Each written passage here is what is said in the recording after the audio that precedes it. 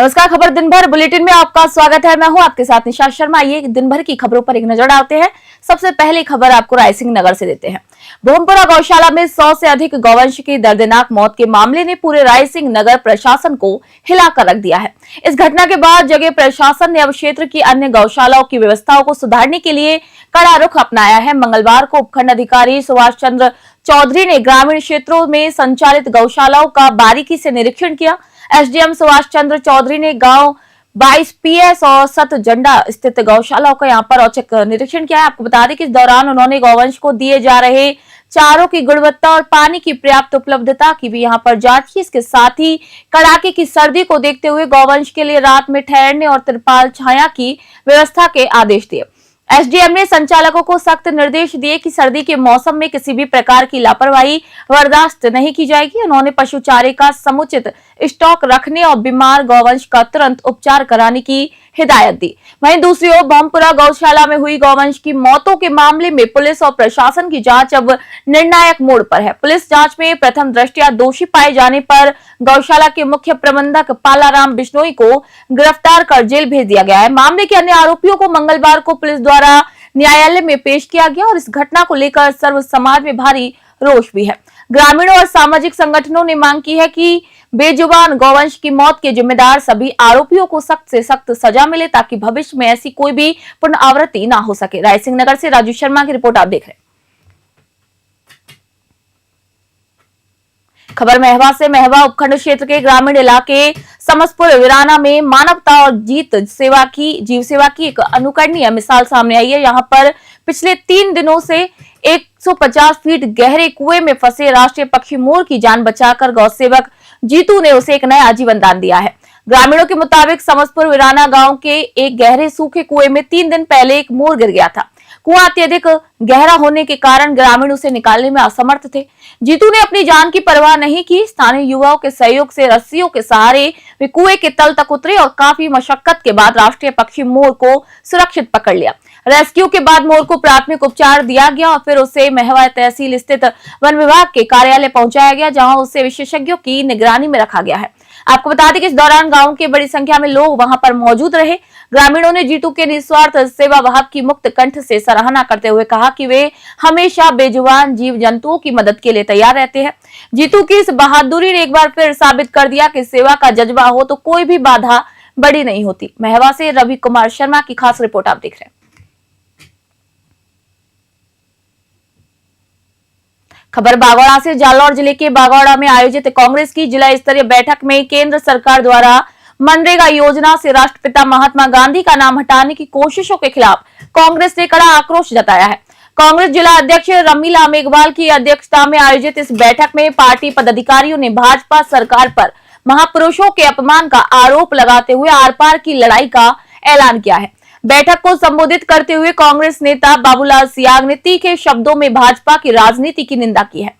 उन्होंने कहा कि महात्मा गांधी हमारे राष्ट्रपिता है और रहेंगे। उन्होंने देश को आजाद करवाया, वे हमारे आदर्श है। नरेगा के नाम के साथ जो भी घालमेल या फिर राजनीति करेगा उसकी हम ईंट से ईंट बजा देंगे। उन्होंने पहले लड़े थे गोरों से, अब लड़ेंगे चोरों से के नारे के साथ कार्यकर्ताओं में जोश भरा। वहीं बैठक के पश्चात जिला अध्यक्ष रमीला मेघवाल के नेतृत्व में जिले भर के वरिष्ठ नेता और सैकड़ों कार्यकर्ताओं ने भीनमाल उपखंड अधिकारी को महामहिम राष्ट्रपति के नाम का ज्ञापन सौंपा। ज्ञापन में नरेगा योजना का नाम यथावत रखने और ऐतिहासिक महापुरुषों के नाम के साथ छेड़छाड़ न करने की मांग की गई। इसी शक्ति प्रदर्शन और ज्ञापन कार्यक्रम में पूर्व मंत्री सुखराम बिश्नोई, भीनमाल विधायक डॉक्टर समरजीत सिंह, रानीवाड़ा विधायक रतन देवासी, आहोर से कांग्रेस नेत्री सरोज चौधरी सहित संगठन के सभी जिला पदाधिकारी और सैकड़ों कार्यकर्ता यहां पर मौजूद रहे। कांग्रेस के नेताओं ने यहां पर चेतावनी दी कि यदि सरकार ने अपनी हठ धर्मिता नहीं छोड़ी तो ये आंदोलन गांव-गांव तक लेकर जाया जाएगा। बागौड़ा से रामाराम सोलंकी की रिपोर्ट आप देख रहे हैं। खबर बेंगू से। बेंगू उपखंड क्षेत्र की ग्राम पंचायत बिछोर के शंभूपुरा गांव में मंगलवार को एक दर्दनाक हादसा सामने आया। अपने खेत पर सिंचाई कर रहे एक बुजुर्ग किसान की बिजली का करंट लगने से मौके पर ही मौत हो गई। घटना के बाद से पूरे गांव में शोक की लहर है। वहीं 70 वर्षीय किसान कजोड़ रैगर पुत्र रामचंद्र रैगर अपने खेत पर लगे कुएं पर गेहूं की फसल की सिंचाई कर रहे थे। सिंचाई के दौरान जब ट्यूबवेल की मोटर को चलाने के लिए स्टार्टर को चालू करने गए तभी अचानक बिजली के में फॉल्ट शॉर्ट सर्किट हो गया और एक करंट का झटका इतना तेज लगा कि कजोड़ रेगर की मौके पर ही मौत हो गई। पारसौली थाने के एएसआई बहरूलाल ने बताया कि अस्पताल में चिकित्सकों द्वारा शव का पोस्टमार्टम किया गया है, जिसके बाद शव परिजनों को सुपुर्द कर दिया गया। वहीं पुलिस ने मामले में आगे दर्ज कर जांच भी शुरू कर दी है। बेंगू से मदन मीणा की रिपोर्ट आपको दिखा रहे हैं। टेलीफोन हॉस्पिटल से सूचना मिली कि किसी व्यक्ति की समूहपुरा निवासी कजोड़ पिता रामचंद्र रेगर की करंट लगने से मौत हो गई, जिसकी लाश हॉस्पिटल में रखी हुई है। आयु भिजवावे इस पर मैंने ऐसे ही बहरूलाल वहाँ हॉस्पिटल पहुँचा। प्रार्थी बाबूलाल पिता कजोड़ रेगर ने एक लिखित रिपोर्ट दी, जिस पर कार्रवाई शुरू की। कार्रवाई और लाश का फर्द पंचनामा मृत्यु किया जाकर मेडिकल बोर्ड से मृतक की लाश का पोस्टमार्टम करवाया और लाश परिजनों को सौंपी गई। कार्रवाई जारी है। खबर मेड़ता सिटी से। नागौर जिले के मेड़ता में मंगलवार को आयोजित विशाल किसान सम्मेलन में केंद्र और राज्य सरकार ने किसानों के लिए पिटारा खोल दिया। केंद्रीय कृषि मंत्री शिवराज सिंह चौहान और मुख्यमंत्री भजनलाल शर्मा ने इस मंच से न केवल 3200 करोड़ रुपए से अधिक के विकास कार्यों की सौगात दी, बल्कि कांग्रेस की नीतियों पर भी जमकर प्रहार किया। केंद्रीय मंत्री शिवराज सिंह चौहान ने किसानों को आश्वस्त किया कि केंद्र सरकार जल्द ही नया बीज कानून और पेस्टिसाइड एक्ट लेकर आ रही है। उन्होंने सख्त लहजे में कहा कि अब नकली बीज और मिलावटी कीटनाशक बेचकर किसानों की मेहनत को बर्बाद करने वालों की खैर नहीं होगी। उनके खिलाफ कठोर कानूनी कार्रवाई सुनिश्चित की जाएगी। वहीं शिवराज सिंह चौहान ने कांग्रेस पर निशाना साधते हुए कहा कि विपक्षी दल जीराम जी के उद्घोष से परेशान है। उन्होंने कैबिनेट मंत्री किरोड़ीलाल मीणा की उपस्थिति में चुटकी लेते हुए कहा कि हम मामा है और वो बाबा है, जब हम आते हैं तो फिर जिंदगी भर का साथ निभाते हैं। उन्होंने भरोसा दिलाया कि किसानों के सम्मान और उनकी पगड़ी की शान में कभी भी कोई कमी नहीं आने दी जाएगी। मुख्यमंत्री भजनलाल शर्मा ने कांग्रेस के वोट चोरी के आरोपों का भी जवाब देते हुए कहा कि जनता के साथ धोखा करना कांग्रेस की फितरत रही है। उन्होंने युवाओं के लिए 4 लाख सरकारी नौकरियों के लक्ष्य को भी यहां पर दोहराया और दावा किया कि पिछले 2 वर्षों में राजस्थान में एक भी पेपर लीक नहीं हुआ है, जो सरकार की ईमानदारी और पारदर्शी शासन का सबसे बड़ा प्रमाण है। मेड़ता सिटी से सुशील दिवाकर की स्पेशल रिपोर्ट आप देख रहे हैं। खबर अलवर से। अलवर शहर के सौंदर्यीकरण और यातायात व्यवस्था को सुगम बनाने के लिए नगर निगम ने मंगलवार को अतिक्रमण के खिलाफ एक बड़ी कार्रवाई को अंजाम दिया है। नगर निगम की टीम ने भारी जाब्ते के साथ भगत सिंह सर्किल से लेकर शिक्षा विभाग कार्यालय तक के मार्ग को अतिक्रमण मुक्त कराया है। राजस्व निरीक्षक निशा लखानी ने यहाँ पर बताया कि लंबे समय से इस मार्ग पर नालियों के ऊपर अवैध रूप से ठेले, खोखे और अन्य सामान रखकर कब्जा किया गया था। इससे न केवल नालियां जाम हो रही थी, बल्कि आमजन को भी आवागमन में भारी असुविधा का सामना करना पड़ रहा था। कार्रवाई के दौरान टीम ने नालियों के ऊपर रखे गए अस्थायी अतिक्रमण को हटाकर सामान जब्त किया। वहीं निशा लखानी ने बताया कि जिन दीवारों से अतिक्रमण हटाया गया है, वहां पर अब दोबारा कब्जा ना हो, इसके लिए नगर निगम उन दीवारों पर आकर्षक प्रिंटिंग और वॉल पेंटिंग कराएगा। साथ ही जल निकासी व्यवस्था को दुरुस्त करने के लिए नालियों की विशेष साफ सफाई भी कराई जाएगी। इसी अवसर पर नगर निगम के एक्सीएन और धर्मेंद्र मीणा ने कहा है कि अभियान निरंतर जारी रहेगा और शहर के अन्य मुख्य मार्गों को भी इसी तरीके से अतिक्रमण मुक्त कर सुंदरीकरण का कार्य यहाँ पर किया जाएगा। अलवर से प्रदीप गोयल की रिपोर्ट आपको दिखा रहे हैं।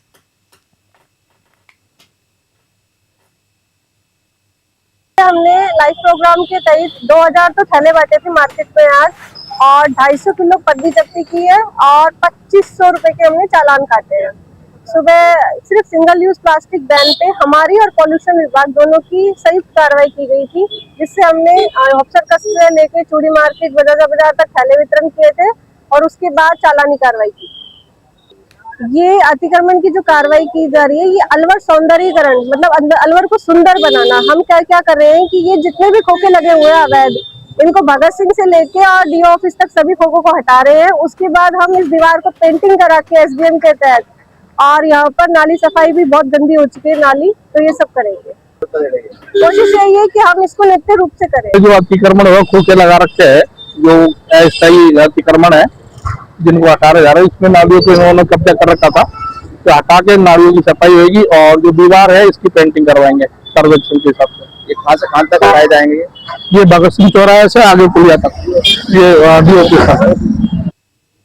खबर धौलपुर से। धौलपुर जिले में 15 दिसंबर को एक नाबालिग बालिका के साथ हुए शर्मनाक दुष्कर्म के मामले में प्रशासन ने अब आरोपी के खिलाफ दो तरफा शिकंजा कस दिया है। एक ओर पुलिस फरार आरोपी की तलाश में जुटी है, तो वहीं दूसरी ओर नगर परिषद ने आरोपी के अवैध निर्माण मकान को ध्वस्त करने की प्रक्रिया को तेज कर दिया है। नगर परिषद की टीम ने 18 दिसंबर को आरोपी के आवास पर नोटिस चस्पा कर उसे अंतिम चेतावनी दी थी। नोटिस के अनुसार आरोपी का ये मकान बिना किसी भू उपयोग परिवर्तन के और तत्कालीन भवन विनियम नियमों की धज्जियां उड़ाकर अवैध रूप से निर्मित किया गया है। नगर परिषद ने राजस्थान नगर परिषद अधिनियम 2009 की धारा 182, 194 और 245 का हवाला देते हुए इस निर्माण को गंभीर अपराध की श्रेणी में माना है। इन धाराओं के तहत अवैध निर्माण करने पर कारावास और आर्थिक दंड दोनों ही का ही यहाँ पर प्रावधान है। आपको बता दें, परिषद ने आरोपी को 3 दिन का समय दिया था कि वह स्वयं निर्माण हटा ले या फिर मालिकाना हक और निर्माण स्वीकृति के दस्तावेज प्रस्तुत करे। अधिकारियों के मुताबिक मकान गिराने में आने वाला समस्त खर्च आरोपी से वसूला जाएगा।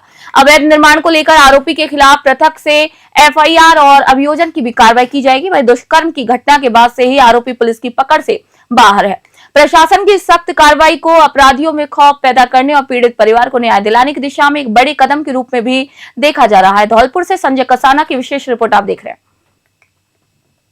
वही खबर अब आपको करौली से बताते हैं। करौली जिले की सबसे प्रतिष्ठित क्रिकेट प्रतियोगिता Karauli premier league KPL 2025 season 3 का बिगुल बज चुका है। जी हां, मंगलवार को राजीव गांधी खेल संकुल मैदान पर आयोजित एक भव्य समारोह में प्रतियोगिता की चमचमाती ट्रॉफी और सभी 5 टीमों की आकर्षक जर्सी का अनावरण किया गया और इसी समारोह के साथ ही जिले में क्रिकेट के सबसे बड़े रोमांच का औपचारिक आगाज हो गया है। ट्रॉफी और जर्सी अनावरण कार्यक्रम में मुख्य अतिथि के रूप में विधायक दर्शन सिंह गुर्जर मौजूद रहे।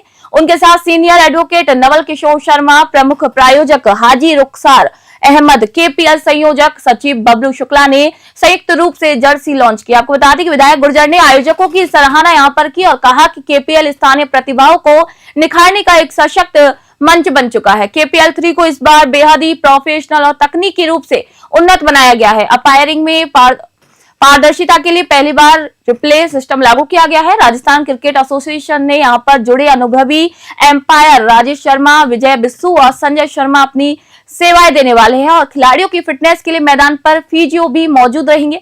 जयपुर के रणजीत सैनी और कन्हैया लाल के भी अपनी आवाज से रोमांच बढ़ाएंगे। प्रतियोगिता का उद्घाटन मैच आज सुबह 11:30 से हिंडौन हैरिकेन्स बनाम राज रॉयल के बीच खेला जाएगा।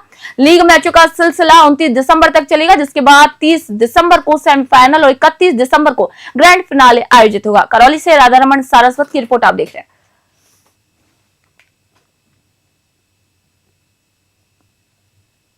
और जिसमें राज रॉयल करौली और हिंडौन हरिकेन्स के बीच 11 बजे मैच खेला जाएगा। 11 हमारा 10:30 बजे हम इसका उद्घाटन कार्यक्रम होगा। कौन कौन शामिल हो रहे हैं उद्घाटन में? उद्घाटन में माननीय जिलाधीश महोदय इसमें मुख्य अतिथि के रूप में बता रहे केपीएल 1 और 2 हमारे सपोर्टा के विधायक आदरणीय हंसराज जी बागवती साहब और ये कार्यक्रम हमारे जिला अध्यक्ष महोदय एमएलए साहब दर्शन सिंह जी के साथ और जिसमें राज रॉयल करौली। सीकर से खबर आपको बता दें, सीकर जिले के प्रभारी एवं प्रदेश वन मंत्री संजय शर्मा सोमवार को अपने अलग ही अंदाज में नजर आए। मंत्री ने नगर परिषद कार्यालय में चल रहे शिविर का औचक निरीक्षण किया, लेकिन इस दौरान व्यवस्थाओं की बदहाली और अधिकारियों की कार्यशैली देख उनका पारा 7वें आसमान पर पहुंच गया। मंत्री ने सार्वजनिक रूप से जिला कलेक्टर मुकुल शर्मा को कड़ी फटकार लगाई, जिसे देख वहां पर मौजूद अन्य अधिकारी सन्न रह गए। प्रभारी मंत्री संजय शर्मा अपनी सरकारी गाड़ी और सुरक्षा स्कॉट त्याग कर अचानक साधारण तरीके से नगर परिषद कार्यालय पहुंच गए। मंत्री के सरप्राइज विजिट की भनक जिला प्रशासन को तब लगी जब वे खुद कार्यालय की अव्यवस्थाओं के बीच खड़े हुए थे। अचानक मंत्री को सामने देख प्रशासनिक अमले में अफरा तफरी मच गई। शिविर में गंभीर खामियां और राजस्व हानि के संकेत मिलने पर मंत्री संजय शर्मा ने जिला कलेक्टर को आड़े हाथों ले लिया। उन्होंने अत्यंत कड़े शब्दों में कहा कि आप चोरों को संरक्षण दे रहे हैं और ऐसे लोगों को खुली छूट देकर सीधे सीधे राजस्व का भी नुकसान करवा रहे हैं। मंत्री ने स्पष्ट किया कि भ्रष्टाचार और प्रशासनिक मिलीभगत को किसी भी कीमत पर सहन नहीं किया जाएगा। मंत्री ने चेतावनी भरे लहजे में कहा कि राजस्व की चोरी और जनता के काम में लापरवाही बरतने वालों की जगह जेल में है। उन्होंने अधिकारियों को 2 टूक कहा कि यदि व्यवस्थाओं में तत्काल सुधार नहीं हुआ तो वे इसकी विस्तृत रिपोर्ट सीधे मुख्यमंत्री भजनलाल शर्मा को सौंपेंगे। सीकर से दुर्गा सिंह कुमावत की विशेष रिपोर्ट आप देख रहे हैं।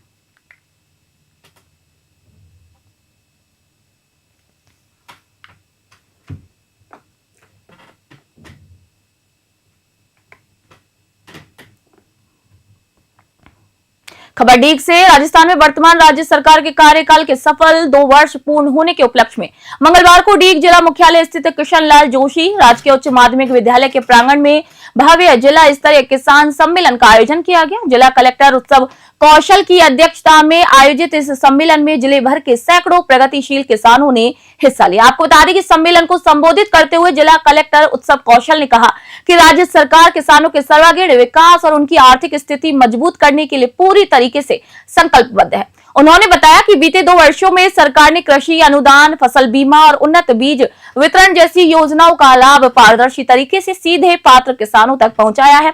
कार्यक्रम में जिला स्तरीय अधिकारी और स्थानीय जनप्रतिनिधियों के साथ साथ जिले के उन प्रगतिशील किसानों को भी मंच मिला जिन्होंने कृषि क्षेत्र में नए प्रयोग कर सफलता हासिल की है।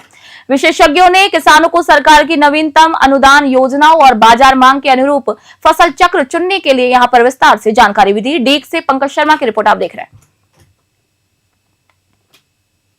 खबर उदयपुर से। मेवाड़ की धरती के प्रमुख स्वतंत्रता सेनानी मनोहर लाल मेहता का मंगलवार को निधन हो गया। उनके निधन के समाचार से उदयपुर शहर के साथ साथ जिले भर के स्वतंत्रता सेनानी परिवारों और सामाजिक हलकों में शोक की लहर दौड़ गई। देश की आजादी में अपना महत्वपूर्ण योगदान देने वाले मेहता को पूरे राजकीय सम्मान के साथ अंतिम विदाई दी गई। उदयपुर सांसद डॉक्टर मन्नालाल रावत, जिला कलेक्टर नमित मेहता और एडीएम सिटी ने उनके निवास पर पहुंचकर पार्थिव देह पर पुष्प चक्र चढ़ाए हैं और उन्हें भावभीनी श्रद्धांजलि भी अर्पित की। प्रशासनिक अधिकारी और जनप्रतिनिधियों ने शोक संतप्त परिवार को ढांढस बंधाया और उनके योगदान को याद किया। प्रशासन द्वारा दी गई जानकारी के मुताबिक स्वतंत्रता सेनानी मनोहर लाल मेहता का अंतिम संस्कार अशोकनगर स्थित मोक्ष धाम में किया जाएगा। राज्य सरकार के निर्देश अनुसार उन्हें पूरे राजकीय सम्मान के साथ विदाई दी जाएगी, जिसमें पुलिस की टुकड़ी द्वारा उन्हें गार्ड ऑफ ऑनर भी दिया जाएगा। उदयपुर से ब्यूरो रिपोर्ट आपको बता रहे। खबर हनुमानगढ़ से। भारत सरकार के प्रशासनिक सुधार और लोक शिकायत विभाग के निर्देशानुसार मनाए जा रहे सुशासन सप्ताह के तहत मंगलवार को हनुमानगढ़ जिला कलेक्ट्रेट सभागार में एक महत्वपूर्ण जिला स्तरीय कार्यशाला का आयोजन किया गया। कार्यशाला में जिले के सर्वांगीण विकास और जनसेवाओं को अधिक प्रभावी बनाने की रणनीति यहां पर तैयार की गई। कार्यशाला के दौरान विजन 2047 के तहत हनुमानगढ़ जिले को दीर्घकालिक रूप से विकसित और पूरी तरीके से नागरिक केंद्रित बनाने पर विस्तृत चर्चा हुई। मौजूद अधिकारियों को निर्देशित किया गया कि वे अपने अपने विभागों के लक्ष्यों और प्राथमिकताओं को इस विजन दस्तावेज के अनुरूप तैयार करें। कार्यशाला में जोर दिया गया कि आपसी समन्वय के माध्यम से समयबद्ध तरीके से योजनाओं का क्रियान्वयन किया जाए ताकि आमजन को मिलने वाली सारी सेवाओं की गुणवत्ता में स्थायी सुधार हो सके। कार्यशाला का मुख्य उद्देश्य प्रशासन को अधिक संवेदनशील और पारदर्शी बनाना रहा। अधिकारियों से अपेक्षा की गई कि वे कार्यालयों में ऐसा वातावरण तैयार करें कि जहां नागरिकों को अपनी बात रखने में सुगमता हो और उनके कार्यों का समय पर निष्पादन हो सके। हनुमानगढ़ से विनोद चौधरी की रिपोर्ट आपको बता रहे हैं। हनुमानगढ़ से एक और खबर आपको बता रहे हैं। किसान दिवस और राजस्थान की वर्तमान राज्य सरकार के सफल 2 वर्ष पूर्ण होने के उपलक्ष्य में मंगलवार को हनुमानगढ़ जंक्शन स्थित कृषि भवन में जिला स्तरीय किसान सम्मेलन का गरिमामय आयोजन किया गया। इस कार्यक्रम के माध्यम से जिले के प्रगतिशील किसानों को सरकार की योजनाओं से जोड़ने और लाभार्थियों को सीधे लाभान्वित करने की पहल की गई। सम्मेलन का विधिवत शुभारंभ जिला कलेक्टर डॉक्टर खुशहाल यादव, भादरा विधायक संजीव बेनीवाल, जनप्रतिनिधि अमित चौधरी और प्रमोद डेलू ने दीप प्रज्वलित कर किया। कार्यक्रम में कृषि विभाग के आला अधिकारियों ने जिले भर से आए किसानों को आधुनिक खेती, उन्नत बीज और बागवानी की एक नई तकनीकों के बारे में विस्तार से जानकारी दी। कार्यक्रम के दौरान कृषि और उद्यानिकी विभाग की विभिन्न योजनाओं के तहत चयनित लाभार्थियों को अतिथियों द्वारा चेक और सहायता राशि वितरित की गई। विधायक संजीव बेनीवाल ने इसी अवसर पर कहा कि सरकार का मुख्य ध्येय किसानों की लागत कम करना और उनकी आय को दोगुना करना है। हनुमानगढ़ से विनोद चौधरी की रिपोर्ट आप देख रहे हैं। खबर पदमपुर से। राज्य और केंद्र सरकार के निर्देश अनुसार कृषि उपज मंडी समिति पदमपुरा द्वारा मंगलवार को व्यापार मंडल भवन में 1 दिवसीय महत्वपूर्ण सेमिनार का आयोजन किया गया। इस सेमिनार का मुख्य उद्देश्य स्थानीय किसानों, व्यापारियों, मजदूरों को प्रधानमंत्री सूक्ष्म खाद्य उद्योग उन्नयन योजना के प्रति जागरूक कर उन्हें आत्मनिर्भर बनाना था। सेमिनार में कृषि विपणन विभाग के विशेषज्ञों और जिला रिसोर्स पर्सन ने बड़ी स्क्रीन पर प्रोजेक्टर के माध्यम से योजना की बारीकियों को समझाया। विशेषज्ञों ने यहां पर कहा कि कैसे छोटे स्तर पर खाद्य प्रसंस्करण इकाइयां लगाकर ग्रामीण अर्थव्यवस्था को मजबूत किया जा सकता है। सचिव ने भरोसा दिलाया कि सब्सिडी के लिए आवेदन करने और बैंकों से ऋण स्वीकृत करवाने में मंडी समिति पूरी तरीके से सहयोग करेगी। सेमिनार में विभिन्न बैंकों के प्रबंधकों ने भी ऋण प्रक्रिया के बारे में किसानों की शंकाओं का समाधान किया। पदमपुर से मंगत राम वर्मा की रिपोर्ट आपको बता रहे हैं।